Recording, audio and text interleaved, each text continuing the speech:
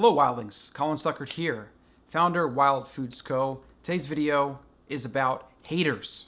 When you put your work out in the world, when you go onto the social media platforms, you're in the arena, you're taking the risk, you're putting it out there. People are going to attack you. It's just a law of the universe. It's a law of human nature. So these are some ways and some of my musings on how to kind of cope with this, and also the reasons why. Why do people hate this way? Why do they have to make negative comments? Let's get to it. The first thing that you need to know about haters is whatever they do or say, it's a reflection of themselves. First, foremost, lastly, it's about them. It really has nothing to do with you. You were just the thing that triggered something in them. You triggered some deep-seated jealousy or insecurity or childhood trauma. They find it as an opportunity to lash out at you as a way to kind of make themselves feel better. That triggeredness that you triggered in them, that they responded to it, that they kind of addressed it. It's like when someone drinks their problems away. Well, haters like to attack their problems away. They like to kind of project the things onto other people.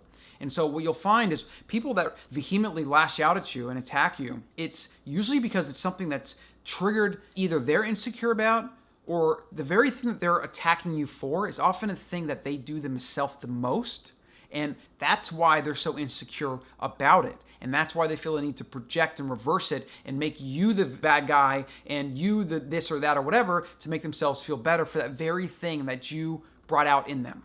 It's really crazy how this works. It's really crazy that humans are this way. There's a million biases and other cognitive disorders that humans fall victim to.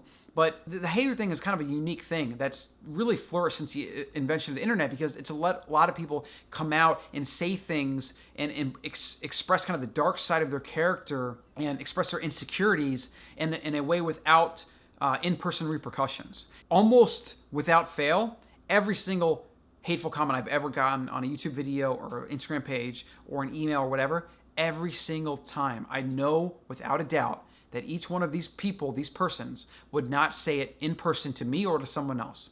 Generally, people don't want to hurt people's feelings, right? Even when they're being unruly and just straight up nasty and mean, or they're too much of a chicken shit to tell it to you in person. And you'll find that. And so they hide behind, their screens, the little keyboard warriors that love to just feel good about themselves because they're shaming you or criticizing you or pointing out how this thing is incorrect because of some arbitrary study they found on Google that, whatever, it's all nonsense. Just know when you're getting hate from someone, it's because they're envious of something. You triggered something that they're insecure about. In fact, that's almost all it is, really. And it's just the law of the universe. People are gonna attack what you try to build. It's just the way it is. It's that whole analogy of, put a bunch of rats in a bucket and one tries crawling out and the rest will try to grab them down so they all drown. It's the same thing. Human behavior, especially when it comes to other people, is very tribalistic and combative. And this is all explained by our evolutionary past, right? It makes so much sense. And these things get manifested because there isn't a social repercussion. You would have never said these things. Most people would not say these things ever in a social setting because they would be afraid of the repercussions. Either they would hurt someone's feelings and they don't really want to do that, or they would actually have physical retaliation, which is a very big thing and why a lot of people don't say things in person. And so when you have a screen there, you remove that. And so it lets a lot of this really gross, nasty, just destructive, absurd behavior come out. And it's sad because what these people don't understand, what haters don't understand, is the only person they're hurting is themselves.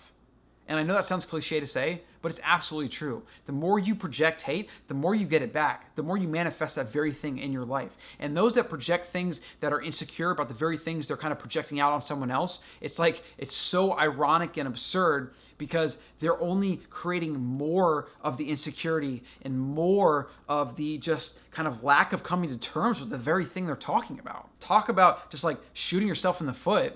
It's crazy. It really is. And so the first thing is to always know it's about the person.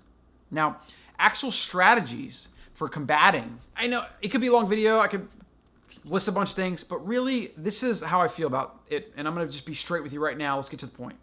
You should delete, block, ban, whatever you can every single time there's a negative comment, especially those comments that are really out there or aggressive for no reason. Do not let them stay up on your profile. Do not convince yourself you're going to get back at them by responding or whatever. Even I respond to comments more often than I should. Delete and block. That is the most powerful thing you can do. Think about it. This person spent their time to consume your content.